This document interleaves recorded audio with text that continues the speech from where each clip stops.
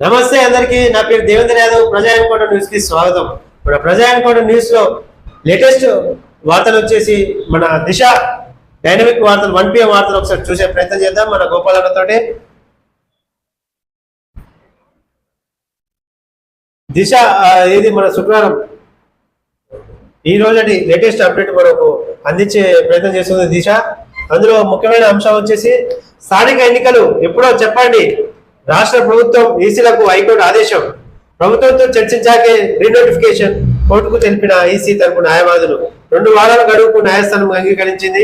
ఏదైతే హైకోర్టు ఎప్పుడు స్థానిక ఎన్నికలు ఎప్పుడు నిర్వహిస్తారో చెప్పండి అని చెప్పి రాష్ట్ర ప్రభుత్వానికి అటు ఈసీలకు హైకోర్టు ఆదేశించడంతో 2 వారాల గడువు కావాలని చెప్పి ఇటు ప్రభుత్వం ఇటు ఈసీ అనడంతో న్యాయస్థానం కూడా అంగీకరించినట్టుగా మనం చూస్తున్నాం. స్థానిక సంస్థ ఎన్నికలు ఎప్పుడు నిర్వహిస్తారో చెప్పాలని తెలంగాణ ప్రభుత్వం ఎన్నికల కమిషన్ హైకోర్టు ప్రశ్నించింది. స్థానిక సంస్థకు సంబంధించిన రీనోటిఫికేషన్ ఇవ్వాలంటూ సురేందర్ అనే న్యాయవాది కోర్టులో పిటిషన్ దాఖలు చేశారు. దీనిపై విచారణ జరిపిన న్యాయస్థానం ఎన్నికలు ఎప్పుడు నిర్వహిస్తారో చెప్పాలని ప్రభుత్వం ఈసీలను కోరింది. సుప్రీంకోర్టు కూడా ఎన్నికలకు వెళ్లాలని సూచించింది కాదా అని గుర్తు చేసింది. దీంతో సుప్రీంకోర్టు చెప్పింది కానీ కోర్టు ఆర్డర్ కాపీలో ఎక్కడ లేదని ఈసీ తరపు న్యాయవాది కోర్టుకు నివేదించింది. మౌఖికంగా మాత్రమే చెప్పారని వివరించారు. నిన్న ప్రభుత్వానికి లేఖ రాశామని చర్చించిన తర్వాత రీనోటిఫికేషన్ ఉంటుందని తెలిపారు. దీంతో ఎన్నికలు ఎప్పుడు నిర్వహిస్తారో చెప్పేందుకు 2 వారాల సమయం కావాలని ప్రభుత్వం ఎలక్షన్ కమిషన్ కోరగా హైకోర్టు ఇందుకు అంగీకరించింది. తదుపరి విచారణ 2 వారాలకు వాయిదా వేసింది. ఇదిలా ఉంటే జీవో 9 బీసీలకు 42% రిజర్వేషన్ ఇవ్వడాన్ని సవాల్ చేస్తూ హైకోర్టులో పిటిషన్ దాఖలు కాగా స్టే విధించిన సంగతి అందరికీ తెలిసిందే. 2 వారాల గడువు అంటుంది అంటే ఈ రాష్ట్ర ప్రభుత్వానికి స్థానిక ఎన్నికలు జరిపే ఆలోచన లేదు అనేది స్పష్టం అర్థమవుతుంది. ఎందుకంటే అటు బీసీ రిజర్వేషన్ అనేది అమలు కాదు, ఏది ఇట్లా జీవో పరంగా అమలు కాదని తెలిసినా కూడా ఆ ప్రయత్నాలు చేస్తూ ఆ హైకోర్టులో స్టే వచ్చుడు, సుప్రీంకోర్టులో ఫస్ట్ హైకోర్టులో తీర్చుకోపోవడానికి చెప్పడం, ఇవన్నీ ఏంటంటే కాలయాపన చేస్తున్నారనే విధంగా మనకు అర్థమవుతుంది. ఎన్నికలు కదా, దాని గురించి కాలయాపన చేస్తున్నారు. జూబ్లీ ఎలక్షన్ ఎన్నికలు అనేది ఆల్రెడీ నోటిఫికేషన్ పడిపోయింది. ఈ రోజు నాకు తెలిసి అందరు నామినేషన్ కూడా వేయడం జరుగుతుంది. అయితే ఒకవేళ నా అంచనా ప్రకారం ఏంటంటే రాష్ట్ర ప్రభుత్వం జూబ్లీ ఎలక్షన్ పైన డిపెండ్ అయి ఉన్నది. జూబ్లీ ఎలక్షన్ అందులో ఏ విధంగా రిజల్ట్ వస్తుందో దాని ప్రకారంగా ఏది స్థానిక ఎన్నికలు నిర్వహించాలనే ప్రయత్నం చేస్తుంది. అది నాకు తెలిసి ముఖ్య అంశం. వీళ్ళు ఇచ్చే 42% రిజర్వేషన్ ఏమి ఇయ్యరు. లాస్ట్కి వచ్చేసరి పార్టీ పరంగా మేము 42% రిజర్వేషన్ ఇస్తాం అని చెప్తారు. దానికి రాష్ట్ర మన తెలంగాణ ప్రజలు బీసీ ప్రజలందరూ వ్యతిరేకంగా ఉన్న విషయం అయితే మీకు తెలియజేస్తున్నాం. స్థానికంగా అయితే ఆ వ్యతిరేకత అయితే ఉంది. మరో వార్త చూసుకున్నట్లయితే చేప వలలో ముసలి సురక్షితంగా బంధించిన కృష్ణసాగర్. వనపర్తి జిల్లా ఫంగల్ మండలం మహమ్మద్పూర్ కేసరికుంటలో మత్స్యకారులు చేపల కోసం వేసిన వలలో ఇవాళ ముసలి చిక్కింది. గ్రామ మాజీ సర్పంచ్ జయరాం సాగర్ స్నేక్ సొసైటీ అధ్యక్షుడు కృష్ణసాగర్ కు సమాచారం అందించగా ఆయన వచ్చి వలలో చిక్కిన ముసలిని సురక్షితంగా బంధించారట. ఏదైతే చేపల వేటకు వెళ్లారో ఆ చేపల వలలో ముసలి చిక్కిందట. అయితే ఆ ముసలిని సురక్షిత ప్రాంతానికి బంధించిన ఏది కృష్ణసాగర్ బంధించారట.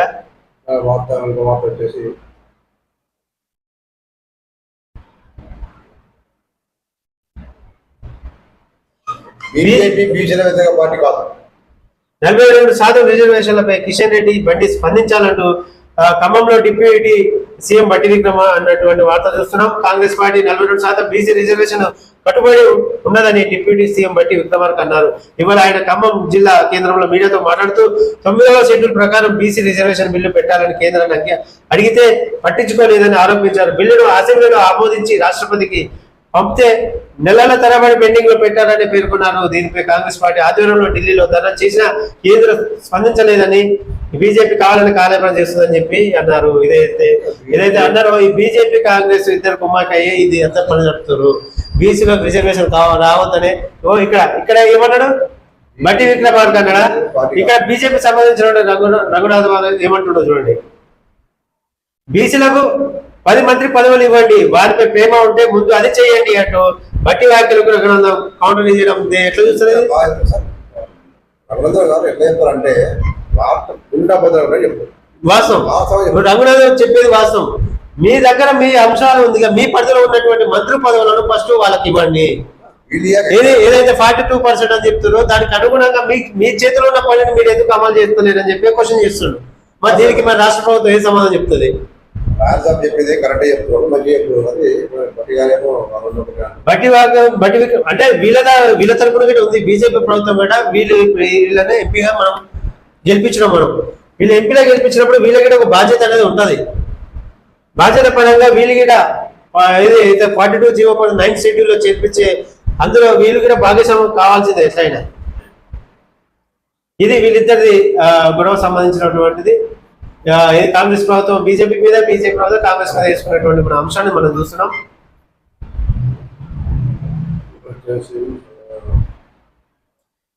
జనజీవన స్రవంతిలోకి ఆసన్న టీం 208 మందితో లొంగిపోయిన మావోయిస్టు అగ్రనేత. ఛత్తీస్గఢ్ సీఎం విష్ణుదేవ్ సాయి సమక్షంలో సభ. మావోయిస్టుల చరిత్రలో ఇదే అతిపెద్ద సరెండర్ అట.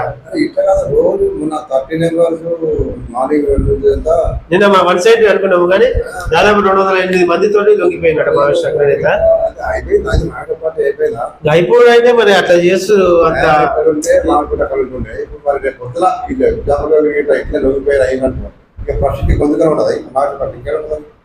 ప్రశ్నించే గొంతుకు లేదు. ఇంకా మొత్తం అణగదొక్కే ప్రయత్నం అయితే చేస్తుంది మొత్తానికి బీజేపీ ప్రభుత్వం.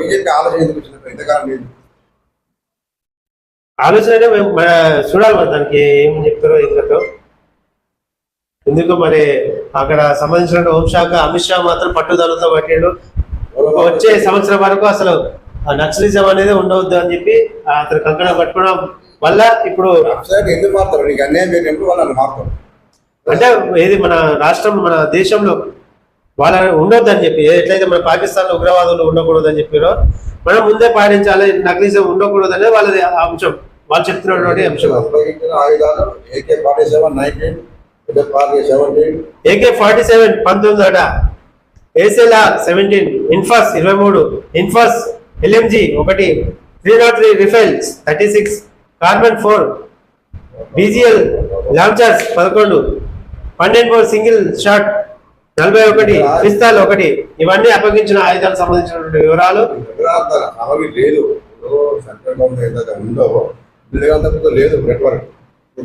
ఒకవేళ బీజేపీ కూడా ఇప్పుడు ఎట్లయినా మావోయిస్టులను అంతరించాలని చూస్తారు. వీళ్ళ సిద్ధాంతాలను అమలు అయ్యేటట్టు చూస్తే బాగుంటది.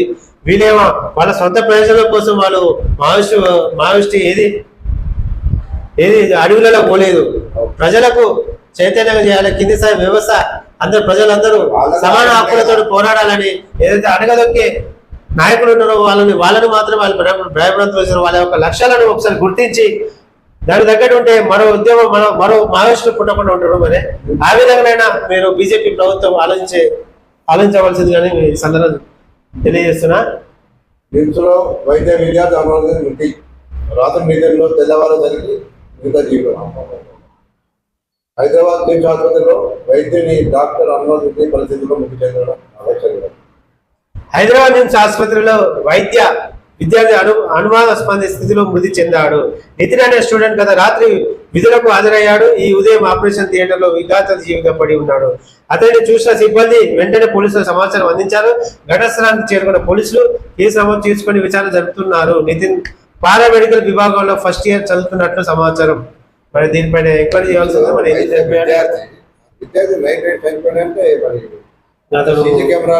పర్సనల్ ఇష్యూ దీని ఇష్యూ అనేది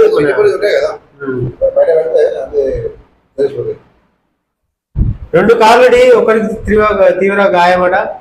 యాక్సిడెంట్ కి సంబంధించినటువంటి వరంగల్ జిల్లా నర్సంపేట మాజీ మున్సిపల్ జిల్లా నర్సంపేటలో మాజీ మున్సిపల్ చైర్మన్ గుంట రజనీ భర్త గుంట వెంకటేష్ కిషన్కి తీవ్ర గాయాలయ్యాయి. నర్సంపేట సంబంధించిన వార్త 2 కార్లు ఢీకొన్నాయట. మరో వార్త చూసుకున్నట్లయితే హనుమాన్ విగ్రహం ధ్వసం, హిందూ సంఘాల ఆందోళన.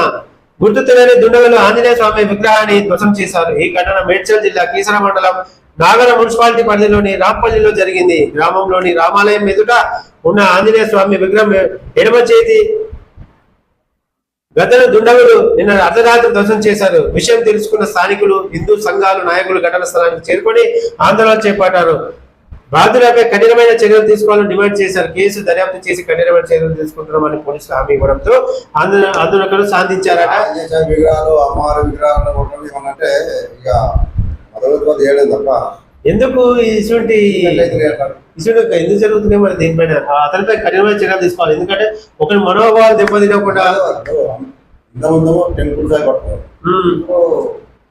హనుమాన్ అంటే ఆయన కూడా దేవుడు కదా అప్లై చేయడం ఖచ్చితంగా అతనిపై గుర్తించి కఠినమైన చర్యలు తీసుకోవాల్సిన అవసరం ఉంది. మన వార్త చూసుకుంటే ఆర్టీసీ బస్సులో 50 లక్షల గోల్డ్ నిజాయితీని చాటుకున్న ప్రయాణికుడు కండక్టర్. ఆర్టీసీ బస్సులో మర్చిపోయిన బంగారాన్ని బాధ్యులకు అప్పగించి ఓ ప్రయాణికుడు కండక్టర్ నిజాయితీని చాటుకున్నారు. వివరాల్లోకి వెళ్తే సంగారెడ్డి పట్టణానికి చెందిన BSSS రిటైర్డ్ ఉద్యోగి ప్రకాష్ ఆయన భార్య వసుధ తమ మనవరాలి పెళ్లి కోసమని హైదరాబాద్ లో 39 తులాల బంగారం కొని తిరుగు ప్రయాణంలో బస్సు ఎక్కారు. అయితే సంగారెడ్డిలో బస్సు దిగే క్రమంలో బంగారం ఉన్న పర్సు కింద పడిపోయిన విషయాన్ని గమనించకుండా ఇంటికి వెళ్ళిపోయారు. అదే బస్సులో ఉన్న కొనంపల్లికి చెందిన ప్రయాణికుడు దుర్గయ్య ఆ పర్సును గమనించి కండక్టర్ శ్రీధర్ రెడ్డికి అందజేశారు. ఈ క్రమంలో బంగారం పోయిన విషయాన్ని గుర్తించిన భార్య భర్తలు కొత్త బస్టాండ్ లోని కంట్రోల్ రూమ్ ను సంప్రదించారు. దీంతో ఆర్టీసీ డిపో మేనేజర్ ఉపేందర్ సమక్షంలో బంగారాన్ని దంపతులకు తిరిగి ఇచ్చారట. హ్యాట్సాప్ ఎవరైతే సంఘయ్యకి ఆశం చెప్పాలి. నేను ఆయన కాదు చూసింది కండక్టర్ కాదు చూసింది ప్రయాణికుడు కండక్టర్ నిజాయితీ. ఎందుకంటే ఒక ఆడపిల్ల జీవితానికి కూడా ఒక కాపాడు. ఎందుకంటే పాపం పెళ్లి కోసం 39 తులాల బంగారాన్ని తీసుకెళ్లే క్రమంలో మర్చిపోయారు. దానికి వీళ్ళకి హ్యాట్సాప్ చెప్పాలి. ఎందుకంటే చాలా ఒక కుటుంబాన్ని కాపాడిన పరిస్థితులు అయితే ఏర్పడుతున్నాయి. మనుషుల మానవులు ఉంటే చాలా మంచిది. ఇది మిత్రులారా దిశ డైనమిక్ లేటెస్ట్ 1 PM వార్తలు మనం చూస్తున్నాం.